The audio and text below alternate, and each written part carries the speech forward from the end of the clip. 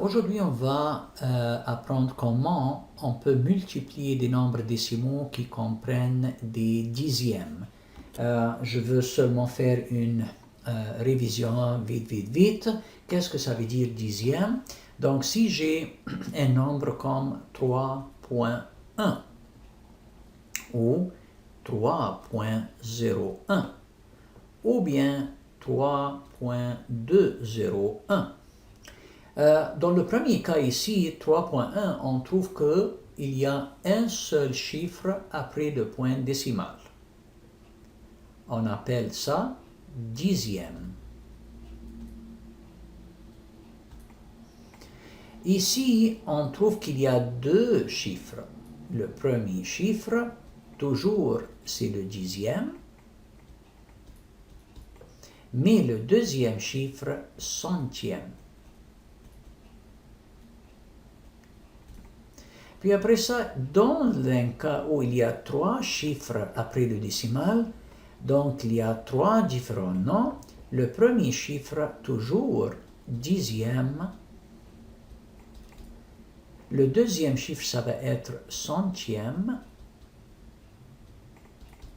Et le troisième, ça va être millième. Pourquoi on dit dixième? Pourquoi le 3,1 ici, on appelle le 1 dixième? Parce qu'on a pris dans les fractions, puisqu'il y a un seul chiffre après le décimal, si je le transfère en fraction, ça va être sur un seul 0, 10, et ici, ça va être 3, 1 sur 10. Donc 3,1, si je le transfère en fraction, le 3 reste comme elle est. Le 1, ça va être sur 10 parce que c'est un seul chiffre. Mais si j'ai 3,01, le 3 reste. Ici, je dis j'ai deux chiffres après le point décimal, donc je mets 2 zéros et 0,1, ça reste comme 1.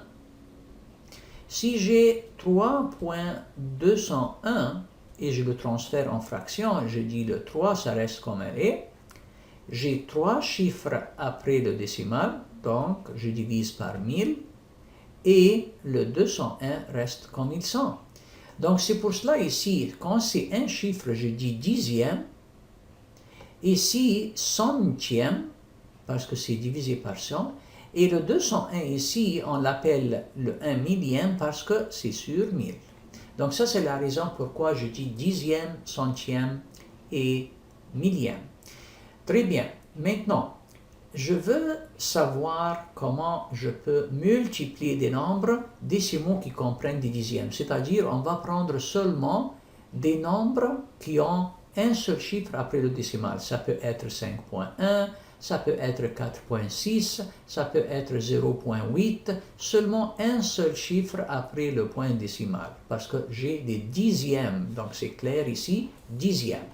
Donc, on va lire cet exemple-là ensemble, ça dit quoi? Denise a fait le tour du circuit 3 fois. Environ quelle distance a-t-elle parcouru? Trouve la distance. Moi, je trouve ici dans l'exemple, c'est marqué 1,6 km pour chaque circuit. Elle a fait combien de circuits? Elle a tourné ça 3 fois. Donc, j'ai besoin de prendre la distance parcourue et je le multiplie par 3 fois.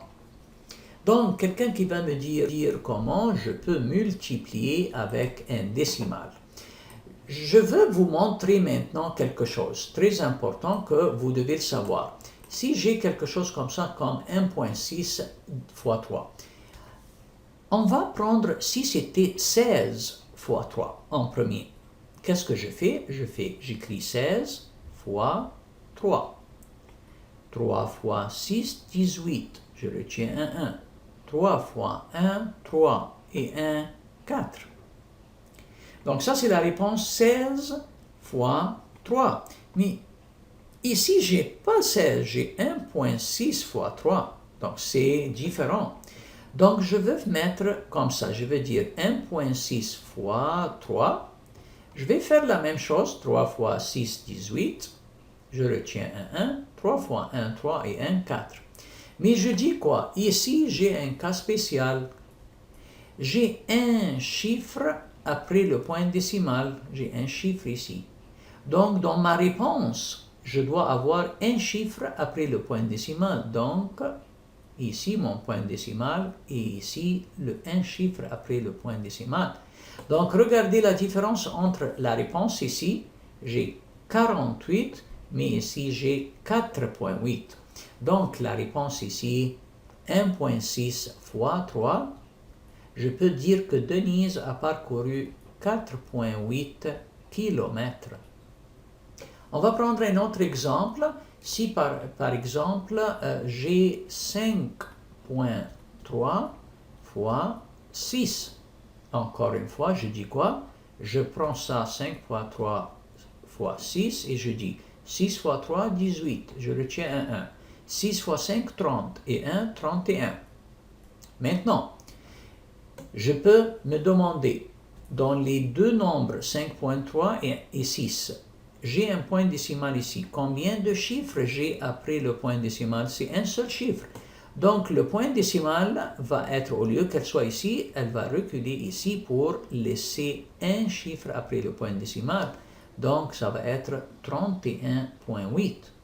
Donc, ça, c'est la réponse de 5,3 fois 6. La bonne réponse, c'est, au lieu, ici, ça doit être 31,8. Et ça va être ma réponse finale. J'espère que vous avez bien compris la leçon. On va pratiquer ensemble les questions de devoir. Merci pour votre attention.